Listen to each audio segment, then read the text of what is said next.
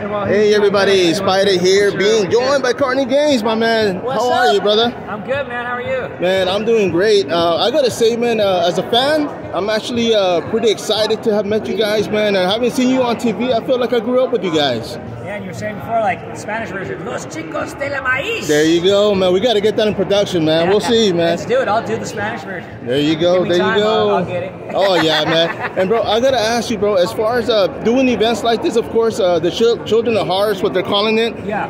How much does this mean to you?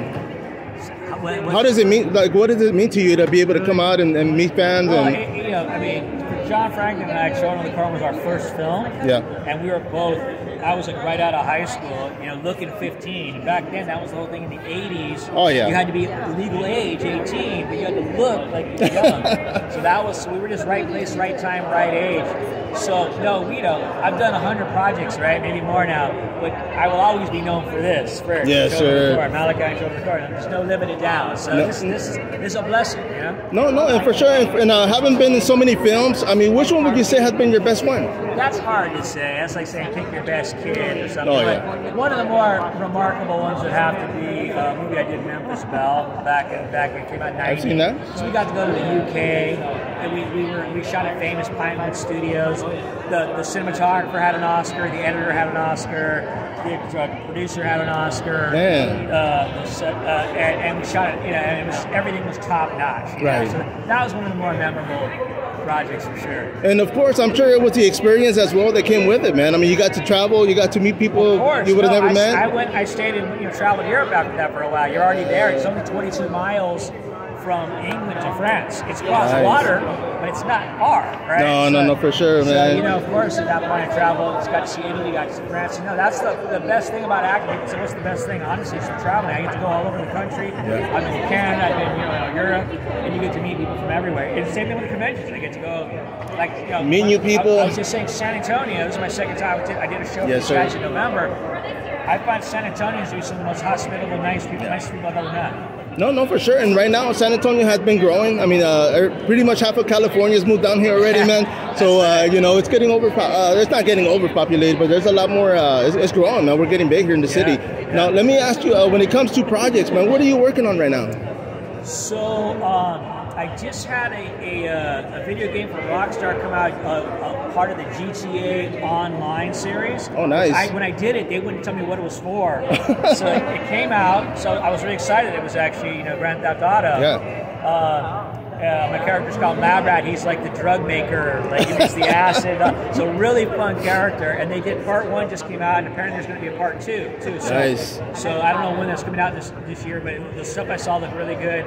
And a movie I did called Becky 2, The Wrath of Becky, just got into, it's going to premiere at South by Southwest. We just heard a couple days ago, in March. So that's really good news. For horror fans, that's right up their alley. It's a lot of action. It's horror-ish. A lot of people know Becky. And so those are the main 2 things I got going right now. Man, and I got to ask you, when it comes to being a character, playing a character, do you feel like you got typecast, or was it kind of hard to get out of that horror? Honestly, I think everybody gets typecast by their physical traits, whatever that is.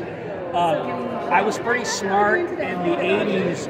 When I saw the impact of this movie, I realized I could get typecast right away. So I made it a point to not play the same character twice. If you look at my body of work in the 80s, I went right from Children of the Corn to a comedy, Hard Bodies, a TNA Beach movie, played a surfer kid. But then I did Colors. Oh, yeah. But just to give you an example of the industry is, even after Colors, my next auditions that were coming, they wanted me to play a gangbanger again. That's how the industry see whatever they saw last. Oh, wow. So I would just hold out and go, no, until I get the next one. So like I Can't Buy Me Love. So I had a good run in the 80s that gave me a body of work that showed that I was a character actor with some range. And that's served me pretty well in my long-term career. No, and I gotta say, on top of Children of the Corn, man, Colors, I always remember that character, man. And how did you get that part? How I got that part was, Gerardo Mejia, the guy who did Rico Suave, we did 3 movies in a row together. And when we were shooting Can't Buy Me Love, that was the second part. He got the script, and he knew I grew up in tough neighborhoods in L.A. And he's like, dude, you're not going to believe it, there's a white boy. So Dennis Hopper was directing him, but my mentor, a guy named Virgil Fry, knew Dennis Hopper well. He helped him make Easy Rider. So he called him and said, you got to see my guy. And I just walked in with the outfit outfit on and stuff, but took a meeting, didn't even have an audition, did he? So he had to go, this starts, I grew up in it, and they just gave me the job. They couldn't find a white guy to do that stuff. No, yeah, and of course. But it was that my manager knew Dennis Hopper helped a lot to get me in the door. No, and I'm sure you're experienced because, I mean, I see you in that character, and you played it well, man. I'm not going to lie. I wanted to play it because I knew nobody could play it better than me as an actor. I mean, and there was a kid I grew up with that's named Billy Red. He was a redheaded gangbanger. Oh, okay. I went to grammar school with I always say he must have lost his mind. He's like, that's me. That's me. It's absolutely right. That was him. No, for sure. That's actually good to know, man. Because like I said, I mean, there's been tons of movies that I've watched you in, man. I mean, Children of the Corn's a classic. You know, I'm sure a lot of people agree.